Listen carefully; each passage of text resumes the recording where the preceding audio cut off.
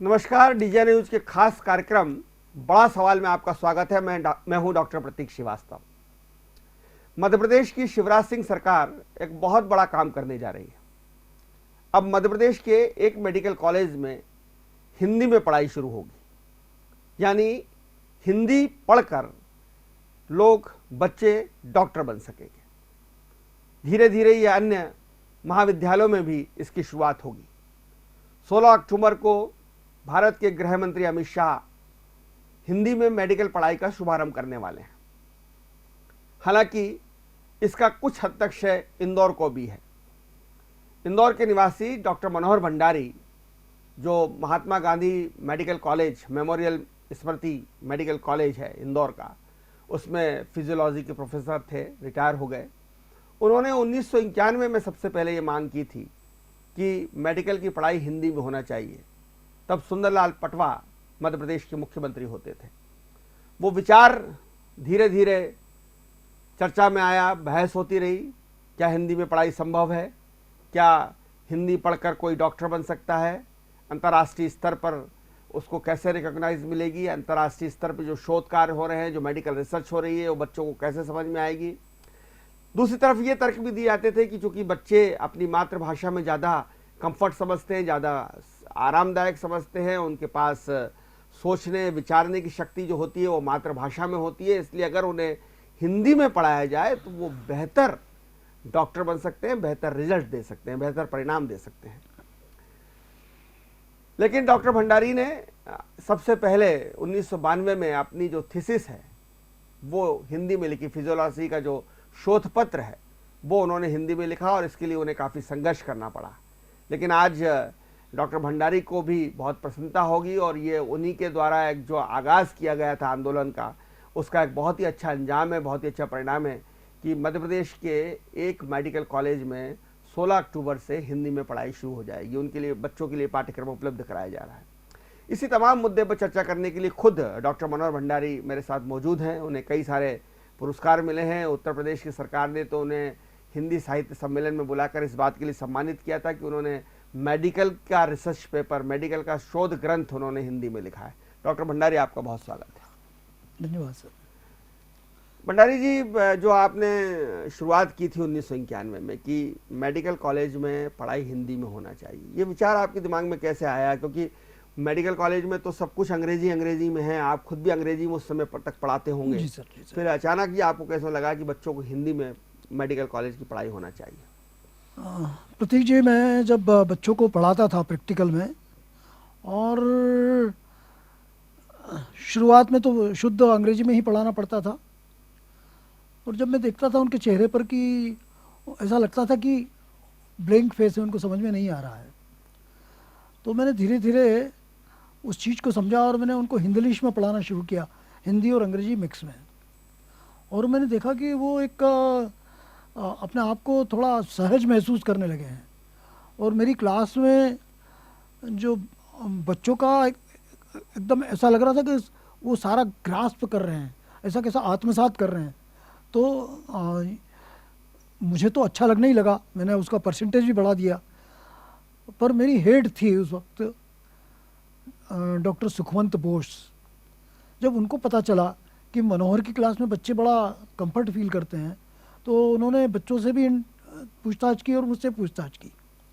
जब मैंने बताया कि बच्चे जब हम हिंदी में समझाते हैं तो बड़ा कंफर्ट रहते हैं, उनको लगता है कि ज्ञान आत्मसात कर पा रहे हैं, तो फिर मैं बड़े आदर के साथ कहना चाहता हूँ कि मैडम ने भी अपनी पढ़ाई, अपना अध्यापन हिंदीलिश में शुरू कर दिया। क्योंकि भाषा महत्वपूर्ण नहीं है, महत्वपूर्ण ज्ञान है, वो किसी भी भाषा के माध्यम से आना चाहिए। जी जी, बिल्कुल। ज्ञानार्जन चाहिए, ज्ञानार्जन किसी भी भाषा से किया जा सकता है। और चूँकि मध्य प्रदेश हिंदी भाषी क्षेत्र है, राज्य है, और ऐसा नहीं कि सिर्फ अंग्रेजी माध्यम से पढ़े हुए स्कूलों के ही बच्चे आते हैं। हमारे यहाँ तो दूर दराज के गांव जहाँ ट्राइबल एरिया के बच्चे, जहाँ 4-5 घर हैं पूरे टोटल मिला के जिस गांव में, वहाँ के बच्चे भी आते हैं। ट्राइबल एरिया है हमारे यहाँ, बहुत जो डेंस एरिया है हमारे जंगलों में, झाबुआ का, सोनवा का, अलीराजपुर का, जोबट का, तो उधर से सर एक बच्चा आया था, उसके पिताजी यहाँ से बस स्टैंड से बिना चप्पल जूते के, जब उनके लड़के का एडमिशन हुआ तो बिना जूते चप्पल के वो कॉलेज में आए थे, मेडिकल कॉलेज। मेडिकल कॉलेज में। और फिर उनका अखबारों में छापा भी था कि मतलब बिना वो गमछा लपेटे हुए थे, गमछा जो लपेटे थे, टिपिकल एक ट्राइबल ड्रेस होती है वो हाँ, पहन के आए हाँ, थे जी, उसको भी डॉक्टर बनने का हक है। हाँ। तो वो तो ऐसे बच्चे, वो जब उनको हिंदी में हम पढ़ाते हैं तो उनको लगता है कि यार ये यहाँ वो माहौल नहीं है जिससे हम भयभीत थे, तो उनका भय खत्म हो जाता है। और जब भय खत्म होता है तो सर आत्मविश्वास पैदा होता है, और आत्मविश्वास पैदा होता है तो सर बच्चे बेहतर करने लगते हैं। आपने अपनी थीसिस जब हिंदी में लिखने का फैसला किया, फिजियोलॉजी में रिसर्च पेपर, संभवतः वो भारत में दूसरा तीसरा ऐसा मामला होगा, मध्य प्रदेश का तो जहाँ तक मुझे मालूम है पहला मामला जी है सर, कि आपने हिंदी में लिखी, तो परेशानी तो आई होगी अनुमति लेने में? हाँ, परेशानी तो स्वाभाविक है, क्योंकि ये जो स्टेटस को होता है उसको कोई भी तोड़ता है तो दिक्कतें तो आती है। तो परेशानियाँ आई। मैं अपने एडवोकेट से भी मिला था कि यदि मैं परमिशन नहीं मिली तो मुझे कोर्ट में जाना पड़ेगा, तो मुझे आप सलाह दीजिए। तो बोले ठीक है, आप कोर्ट केस लगाएंगे, अपन नोटिस में ही आपका काम हो जाएगा, क्योंकि ये राजभाषा का सवाल है, ये आप कोई अनैतिक काम नहीं कर रहे हैं, इसमें आपको हम परमिशन दिलवा देंगे। पर थोड़ी जद्दोजहद के बाद वो हो गया, और फिर मेरे लिए स्पेशल एग्जामिनर बुलवाना पड़ा, जो क्योंकि वो परीक्षा जो जांचे कापी उसको भी तो हिंदी आना चाहिए। हाँ, तो वो सेवाग्राम वर्धा के डॉक्टर सुतीक्षण पांडे को बुलवाया गया था मेरे लिए विशेष तौर पर। तो अंततः हो गया सर। अब मुझे उस संघर्ष की कतई पीड़ा नहीं है, क्योंकि वो जो माँ को पीड़ा होती है वो बच्चा होने के बाद सब ठीक हो जाता है। वैसा जो मेरा थीसिस निकल आया तो मैं कंफर्ट। अब ये मध्य प्रदेश में जो ये फैसला हुआ कि हिंदी में पढ़ाएंगे, हालांकि मध्य प्रदेश में बहुत अनूठा फैसला है, लेकिन दुनिया भर में तो मातृभाषा में ही डॉक्टर इंजीनियर बनाए जा रहे हैं। फ्रांस में कोई अंग्रेजी में थोड़ी बनाए जा रहे हैं, फ्रेंच में बनाए जा रहे हैं, जर्मनी में जर्मन में बन रहे हैं, तो चीन में चीनी में बन रहे हैं। तो हमारे यहाँ जो मध्य प्रदेश में फैसला हुआ है, इस फैसले में मुख्यमंत्री जी ने जो फैसला लिया, इसको आप किस तरह से लेते हैं? सर ये फैसला बहुत पहले हो जाना चाहिए था। देर आया दुरुस्त आया। देर आए दुरुस्त आए, क्योंकि सर जो हमारी मेडिकल की बुक्स निकलती हैं, स्टैंडर्ड बुक्स जो विदेशों से प्रकाशित होती है, वो 16 भाषाओं में वो पुस्तकें निकालते हैं। इसका मतलब है कि ऐसे बहुत सारे देश हैं जहाँ अपनी भारत को छोड़ के ऐसे 15 देश हैं जो अपनी भाषा में पढ़ाते हैं। हाँ, भारत को छोड़ के अपनी भाषा में पढ़ाते हैं। तो अच्छा ठीक है, वो पढ़ाते हैं, लेकिन इस 16 भाषाओं में हिंदी नहीं है। 16 भाषाओं में हिंदी नहीं है, ये दुर्भाग्य की बात है सर। अब हो जाएगा, अब हो जाएगा, अब शायद अब शुरू हो जाएगा, क्योंकि जैसे ही ये तो डिमांड वाला जो आपका अर्थशास्त्र का नियम है, हाँ, डिमांड एंड सप्लाई। हाँ, तो डिमांड एंड सप्लाई में हो जाएगा, क्योंकि भारत इतना बड़ा देश है कि छोटे छोटे देश की तुलना में उनको बहुत बड़ा बिजनेस मिलेगा। पुर्तगाली जो भाषा है वो 90 नंबर पे है देश विश्व में। उसमें सर हमारी जो हैरिसन की मेडिसिन की किताब है वो उनकी भाषा में छप रही है, हम तीसरे रैंक पे हैं पर हमारी पुस्तक नहीं है। ये एक ऐसा बड़ा मेडिसिन की किताब, हाँ, बड़ी मशहूर किताब है, बहुत मशहूर, मतलब वो तो भगवान मानी जाती है, बाइबल ऑफ द मेडिसिन। हाँ, बाइबल ऑफ द मेडिसिन। तो आज जब ये ऐसा होगा तो भारतीय भाषाओं में छपेगी। सर एक ये शिवराज जी का जो फैसला है, अब चूंकि भाजपा तो शुरू से कहती रही हिंदी, हिंदू, हिंदुस्तान, तो उनका राजनीतिक एजेंडा तो है कि हिंदी को सम्मान मिलना चाहिए, राष्ट्रभाषा को सम्मान मिलना चाहिए। अटल बिहारी वाजपेयी तो संयुक्त राष्ट्र संघ में हिंदी में बोल कर आए। जी सर। लेकिन क्या इस फैसले के दूरगामी प्रभाव होंगे मेडिकल चिकित्सा की जो स्टैंडर्ड है उसके ऊपर कोई दूरगामी परिणाम होंगे इसको लेकर? प्रतीक जी, ये आशंका व्यक्त की जा रही है कि विश्व पटल पर हम कहाँ होंगे। तो जो अध्ययन हुए हैं और जो भाषा विज्ञानी कहते हैं, डॉक्टर नोम चोमस्की, जिन्होंने 150 पुस्तकें लिखी हैं, अमेरिका के भाषा विज्ञानी हैं, कॉग्निटिव साइंस के साइंटिस्ट हैं वो, उनका कहना है कि जो बच्चों में भाषा और व्याकरण के प्रति जन्मजात संवेदनशीलता होती है, और एक अन्य भाषा विज्ञानी कहते हैं कि डॉक्टर अशोक पनगड़िया जो न्यूरोलॉजिस्ट रहे हैं, जिनको बेस्ट मेडिकल टीचर का अवार्ड मिला है, जिनको पद्मश्री का भी अवार्ड मिला है, उनका कहना है कि जब कोई बच्चा किसी साइंस को पढ़ता है तो उसके लिए बाद में भाषा को ग्रास्प करना कठिन नहीं है, वो अंग्रेजी में भी विद्वान हो जाएगा। और ये बात 20 जनवरी 2011 को धर्मपीठ विज्ञान महाविद्यालय नागपुर के स्वर्ण जयंती समारोह में भारत रत्न एपीजे अब्दुल कलाम साहब ने कही थी कि मेरा भारतीय शिक्षकों से निवेदन है कि वो बच्चों को मैथ्स और साइंस उनकी वर्नाकुलर लैंग्वेज में पढ़ाएं। बाद में जैसे मैंने ग्रास्प किया वो तो तमिल में पढ़े थे। हाँ, वो तो तमिल में पढ़े थे। और उन्होंने रॉकेट बनाया, परमाणु बम बनाया अंग्रेजी में। हाँ, और मिसाइल मैन रहे। हाँ, वही रॉकेट बनाया। इतने बड़े वैज्ञानिक हुए कि सारा विश्व उनको नमन करता है, आज भी करता है।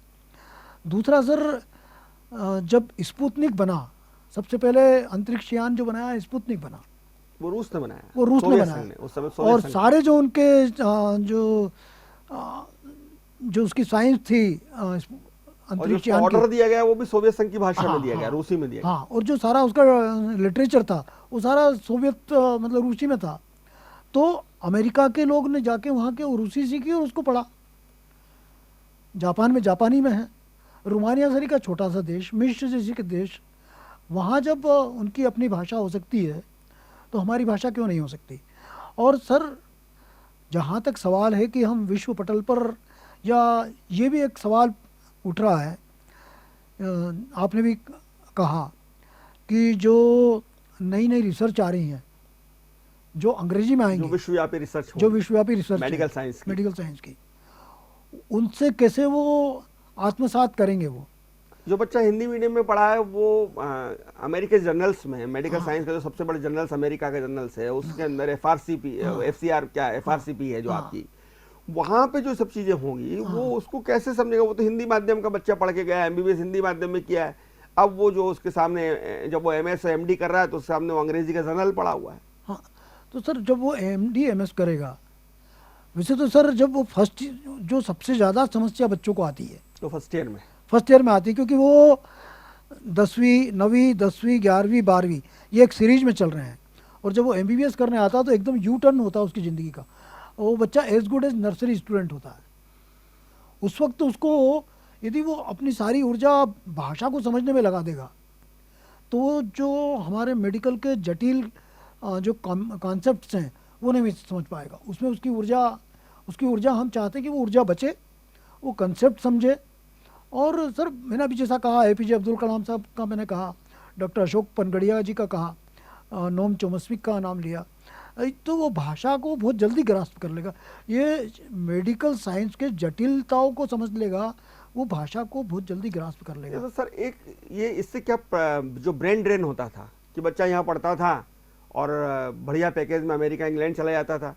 मैं एक बार पढ़ रहा था कि अमेरिका के राष्ट्रपति के जो मेडिकल बोर्ड है, जिसमें लगभग 100 डॉक्टर हैं, उसमें से 70% भारतीय हैं और 3 तो इंदौर के थे, डॉक्टर सतीश व्यास, डॉक्टर ईश्वर भूता और एक नाम मैं भूल रहा हूँ।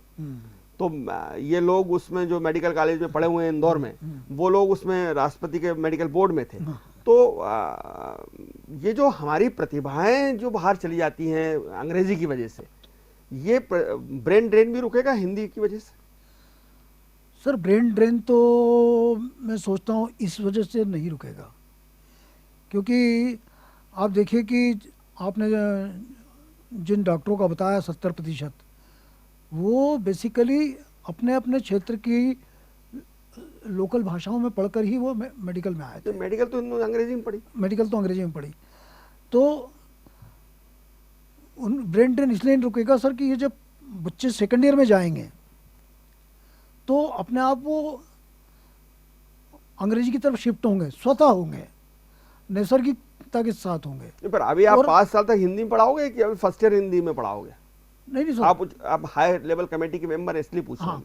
नहीं, ये तो सेकंड ईयर की किताबें भी तैयार होंगी, थर्ड ईयर की, फोर्थ ईयर की भी होंगी, परंतु ये बाद में जाकर ये एक रेफरेंस बुक की तरह हो जाएगी कि जैसे मुझे ये कंसेप्ट समझ में नहीं आ रहा, मैं गया किताब खोली अरे यार ये इतना सरल था, हिंदी में मेरे को तुरंत समझ में आ जाएगा। और तो वो उनकी ज्ञान को आत्मसात करने की जो गति है वो बढ़ जाएगी। और वो चाहेंगे तो हिंदी में पढ़ेंगे और नहीं चाहेंगे तो अंग्रेजी में पढ़ते रहेंगे, उसमें कोई बात नहीं है। पर अंग्रेजी की भाषा कभी भी उस समय बाधा ये नहीं कहा बनेगी। गया, उस समय ये कहा गया कि भाई क्यों भारत के डॉक्टर विदेशों में, ऐसा नहीं कि भारत के डॉक्टर ही सर्वाधिक योग्य हैं, चीन के, जर्मनी के, फ्रांस के डॉक्टर भी बहुत योग्य हैं, काबिल हैं, लेकिन चूंकि उनको अंग्रेजी नहीं आती तो वो पर्चा फ्रेंच में लिखेंगे तो इंग्लैंड में फ्रेंच कौन मेडिसिन वाला तो फ्रेंच में पर्चा देगा नहीं। चीनी में लिखेंगे, चीनी में जो भाषा बनती है वो तो मुद्रा वाली भाषा है, तो चीनी भाषा में कोई पर्चा लिखनी दवाई देगा नहीं। तो इसलिए वो वहाँ सेट नहीं हो पाते। भारत का डॉक्टर बहुत आसानी से सेट हो जाता है। राणावत साहब हो गए, नरेश त्रिहान साहब हो गए, ये सब विदेशों में इन्होंने बड़ा नाम कमाया। दीपक चोपड़ा है, सब है।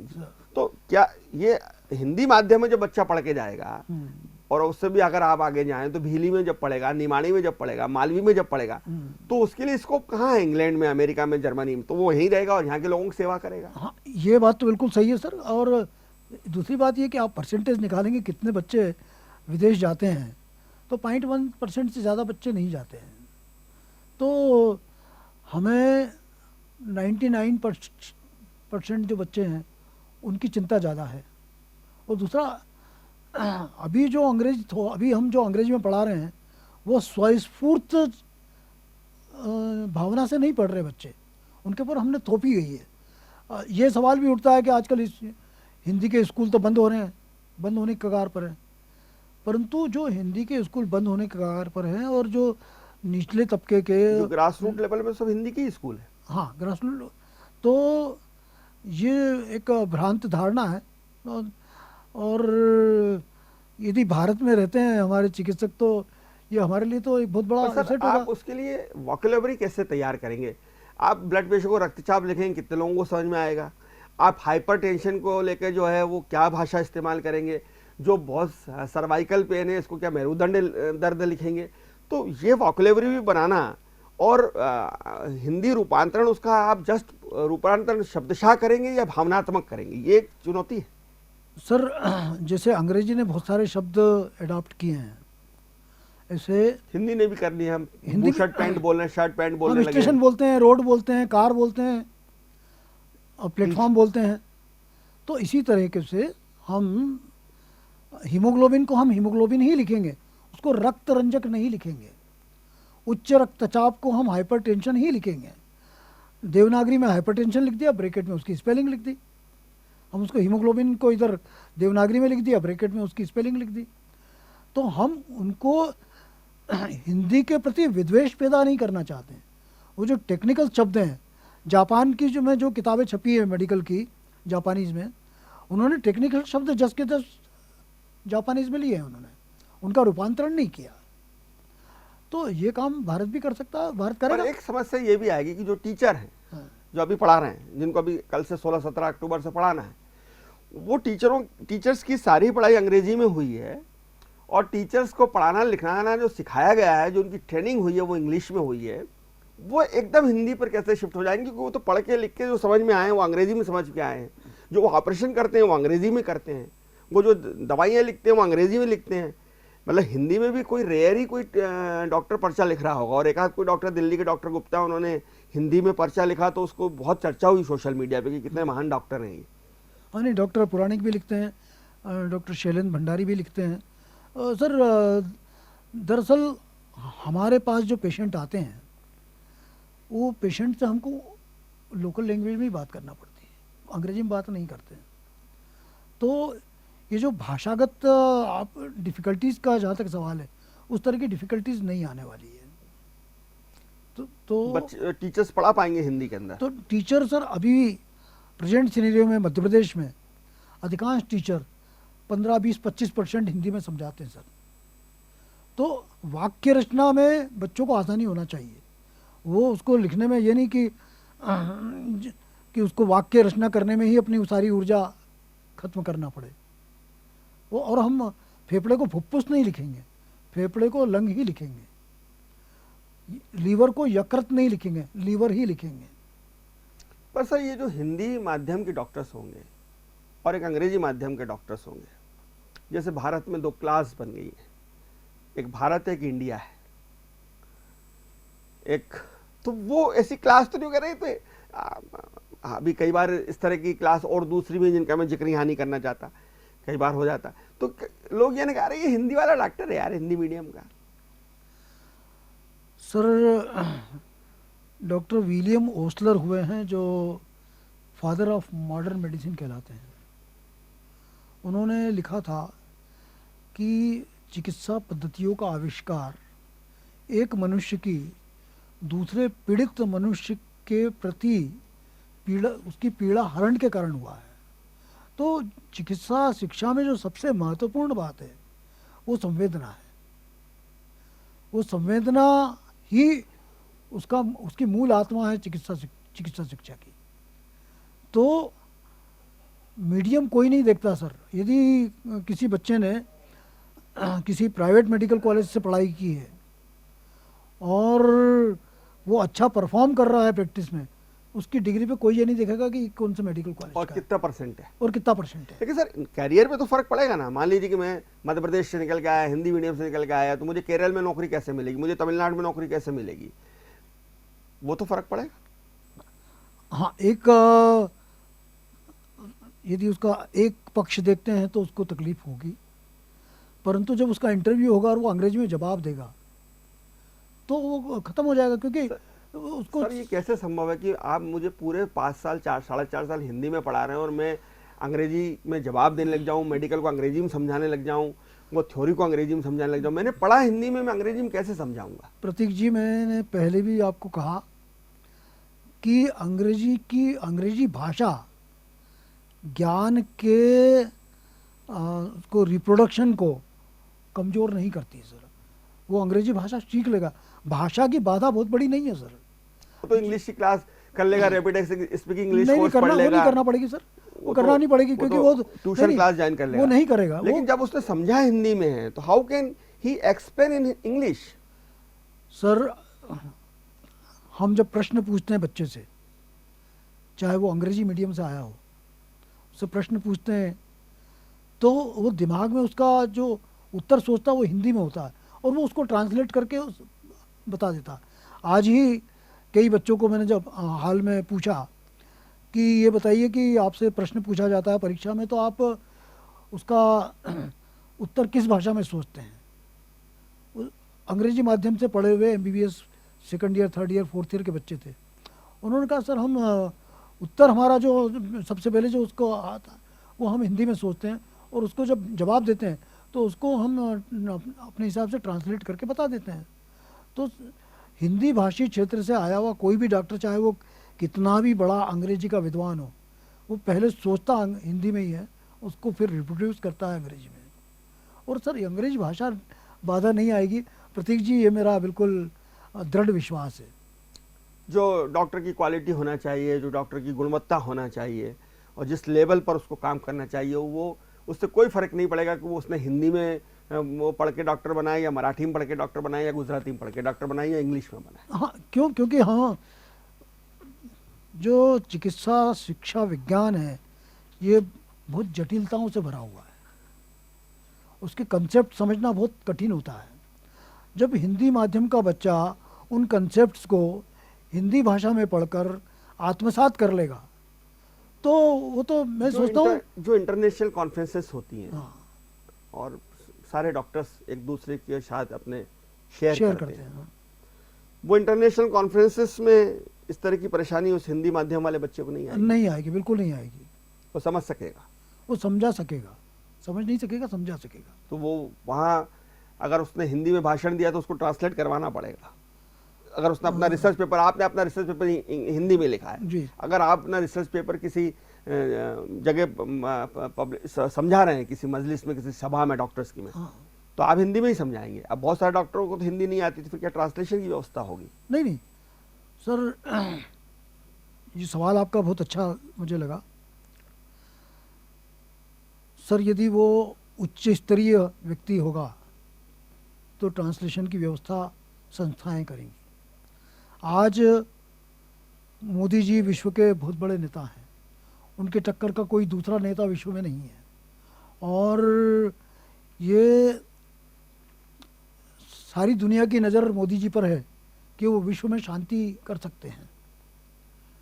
तो आज मोदी जी की भाषण के लिए मोदी जी को पूरा अंग्रेजी में 100% बोलना नहीं पड़ता सर, उनकी भाषा उनको भी ट्रांसलेट होती है। दूसरा, मैंने आपसे फिर कहा कि जैसे मैंने अपना थीसिस जो था वो अंग्रेजी में हिंदी में प्रस्तुत किया था, मुझे किसी जर्नल में भेजना था, क्योंकि हम जो रिसर्च करते हैं वो हमको जर्नल में प्रकाशित होना चाहिए, क्योंकि वो अगर वो 3 या 4 जर्नल में प्रकाशित ना हो तो आपका रिसर्च पेपर को मान्यता नहीं मिलती है। नहीं, मान्यता तो मिल जाती है, परंतु जो हमारे प्रमोशन के लिए हमको एक प्रमोशन के लिए हमको 2 रिसर्च पेपर होना चाहिए, छपना जरूरी होता है। तो मैंने उसको अंग्रेजी में ट्रांसलेशन किया और उसको छप गया वो। तो ऐसा नहीं है कि कवायद बढ़ गई ना सर, पहले हिंदी में लिखा है फिर अंग्रेजी में ट्रांसलेशन किया, तो इससे अच्छा तो आप डायरेक्ट इंग्लिश में ही लिख देते हैं। नहीं, आपको फायदा कितना हो रहा है, आपको कंसेप्ट कितने क्लियर हो रहे हैं जी। तो मतलब ये यदि हम तराजू से तोलेंगे तो पता चलेगा ये तो छोटी सी कवायद थी, हमने 10 पेज हिंदी के अंग्रेजी में ट्रांसलेट कर लिए। आप मानते हैं ऐतिहासिक फैसला है शिवराज सरकार का? ये बिल्कुल ऐतिहासिक फैसला है। और सर हमें ये भी ध्यान रखना पड़ेगा कि हमारे देश में प्रतिभाओं की कमी नहीं है। और एक गांव का किसान भी अपने खेत में नए नए आविष्कार कर लेता है, परंतु चूंकि वो पढ़ा लिखा नहीं है तो उसके आविष्कारों को पेटेंट नहीं करवाता, उतना सम्मान भी नहीं मिलता है। तो ये जो भारत सरकार जो सोच रही है या मध्य प्रदेश सरकार जो सोच रही है, ये हिंदी में चिकित्सा शिक्षा तो एक ये समझ लीजिए कि एक संकेत है, मील का पत्थर साबित होगा। नहीं, वो संकेत है पूरे कि आगे की सब पढ़ाइयाँ हम हिंदी में करेंगे, और जो कुकुर मुत्ते की तरह अंग्रेजी स्कूल खुल चुके हैं उसकी बजाय हम उन 100% या ये कह लें कि गाँव में जो बसी हुई 70% जनता है उनको भी हम मुख्यधारा में लाएंगे और देश के विकास में उनका भी योगदान होगा। जो क्योंकि वो जब सामान्य बोलचाल की भाषा में वो अपना जो भी नया किया है, उन्होंने आविष्कार किया, वो यदि सबके सामने आएगा तो डेफिनेटली जाहिर है मरीजों को बहुत फायदा मिलेगा। जब हिंदी भाषी का डॉक्टर आएगा तो वो एक गरीब ट्राइबल से या गांव से या ग्रास रूट लेवल से जो डेंस एरिया से जो लोग आ रहे हैं उनसे उनकी भाषा में कम्युनिकेशन करके उनकी ठीक से बीमारी समझ के और उसका इलाज लिख सकेगा, और वो जो मरीज है वो भी समझ सकेगा कि मुझे क्या इलाज दिया जा रहा है। हाँ, नहीं, वो दूसरी बात ये कि सर जब हम उसकी भाषा में बोलते हैं और पर्चा भी हिंदी में होगा तो वो भी समझ सकेगा कि मुझे कौन सी दवाई दी जा रही है। नहीं, वो क्या है सर, जब आप उससे उसकी भाषा में बात करेंगे तो एक आत्मीयता उसको महसूस होती है, और चिकित्सा में आत्मीयता बहुत बड़ी चीज है। ये सबसे ज्यादा जरूरी पेशेंट और डॉक्टर के बीच रिलेशन में एक आत्मीयता आदि बीमारी को ठीक कर देती है। मतलब वो विश्वास, कॉन्फिडेंस कि मेरा डॉक्टर साहब सर मैं विश्वास है। यदि आप अनुमति दे तो मैं एक बात बताना चाहता हूँ। अथर्ववेद में चिकित्साओं का वर्गीकरण किया गया है, उसमें सबसे पहले आश्वासन चिकित्सा का नाम दिया है। उसमें लिखा है कि ये टीबी जैसे रोग, हृदय रोग तक को आश्वासन चिकित्सा ठीक कर देती है। डॉक्टर सबसे पहले ये कहे कि आप चिंता मत करो, ठीक हो जाओ। हाँ, तो आधा हिम्मत तो उसमें यूं ही आ जाती है। हिम्मत नहीं आती सर, ठीक हो जाता है। ऐसे केमिकल रिलीज होते हैं बॉडी से जिनको हम पॉजिटिव थिंकिंग वाले जो केमिकल है वो, और जो निगेटिव थिंकिंग वाले केमिकल है जो हमारे इम्यून सिस्टम को कमज़ोर करते हैं, जैसे कार्टिसोल है, वो हमारे इम्यून सिस्टम को कमज़ोर करता है। कार्टिसोल का परसेंटेज कम हो जाता है सर। अगर आप तनाव में नहीं हैं तो कार्टिसोल नहीं आएगा। हाँ, कार्टिसोल नहीं आएगा तो जो इम्यून सिस्टम है वो स्ट्रांग हो जाएगा। तो आश्वासन चिकित्सा पर जब अथर्ववेद का देखा तो अमेरिका में एक रिसर्च हुई यंग पेशेंट्स पर हुई, effect of assurance on young patients. तो उन्होंने देखा अरे यार ये तो इफेक्टिव है। फिर इफेक्ट ऑफ पॉजिटिव थिंकिंग, तो उन्होंने ब्रेन हेमरेज, ब्रेन इंजरी, उन पर रिसर्च किया, वो भी ठीक हुए सर। तो जब ये आत्मीयता बढ़ेगी तो बहुत सारी चीज़ें ठीक हो जाएंगी, और मुझे ऐसा लगता है कि ये शिवराज सरकार का या मोदी जी का या जो मध्य प्रदेश सरकार का जो फैसला है ये मील का पत्थर साबित होगा, और निश्चित रूप से हम बेहतर डॉक्टर पैदा कर सकेंगे। बहुत धन्यवाद डॉक्टर मनोहर भंडारी आपका दर्शकों से बात करने के लिए। आप सुन रहे थे डॉक्टर मनोहर भंडारी को, जिन्होंने सबसे पहले हिंदी में अपना रिसर्च लिखी और बहुत लंबे समय से 1991 से वो मांग कर रहे हैं कि हिंदी में मेडिकल साइंस की पढ़ाई होना चाहिए। तो निश्चित रूप से ये एक बहुत ही क्रांतिकारी कदम है मध्य प्रदेश सरकार का, और इस फैसले से उन बच्चों को बहुत लाभ मिलेगा जो ग्रामीण परिवेश से आते हैं, आंचलिक परिवेश से आते हैं, जिनकी प्रारंभिक शिक्षा, माध्यमिक शिक्षा हिंदी माध्यम से हुई है और अंग्रेजी के दबाव में, अंग्रेजी के भय में वो कई बार उतना अच्छा अपना प्रदर्शन नहीं कर पाते हैं जितना कि वो अधिकार रखते हैं या जितने कि वो होते हैं। कई बार भाषा उनकी प्रतिभा का हरण कर लेती है। तो ये इस फैसले के बाद निश्चित रूप से जब उनकी अपनी मातृभाषा में वो पढ़ाई कर सकेंगे तो अपनी प्रतिभा भी निखार सकेंगे और वो उसी अनुरूप रिजल्ट भी दे पाएंगे जितने की वो काबिल हैं, जितने की वो सक्षम हैं। तो इस ऐतिहासिक फैसले की हम सराहना करते हैं। हमें इंतज़ारों का प्रतीक्षा, हमें परिणामों की प्रतीक्षा करना पड़ेगी, क्योंकि ये बात सही है कि अंतर्राष्ट्रीय भाषा होने के कारण अंग्रेजी का अपना महत्व है और चिकित्सा विज्ञान बहुत लंबे समय से अंग्रेजी में ही पढ़ाया जा रहा है, लिखा जा रहा है, रिसर्च की जा रही है। तो इन सब से हमारे हिंदी माध्यम वाले डॉक्टर कैसे तादाद में बिठा पाते हैं, कैसे एडजस्टमेंट बिठा पाते हैं, सामंजस्य बिठा पाते हैं, ये भी देखने वाली बात होगी। और जैसा कि कलाम साहब ने भी कहा था और मनोहर भंडारी साहब भी कह रहे हैं कि भाषा बाद में भी सीखी जा सकती है, ज्ञानार्जन महत्वपूर्ण है, ज्ञान महत्वपूर्ण है। महत्वपूर्ण इस बात का है कि जिस मेडिकल की पढ़ाई करने के लिए आप गए हैं उसको आप सीख लें, किस भाषा में सीखिए, ये महत्वपूर्ण नहीं है। देखते रहिए डी न्यूज़, खबरों का सिलसिला जारी है, जारी रहेगा। नमस्कार।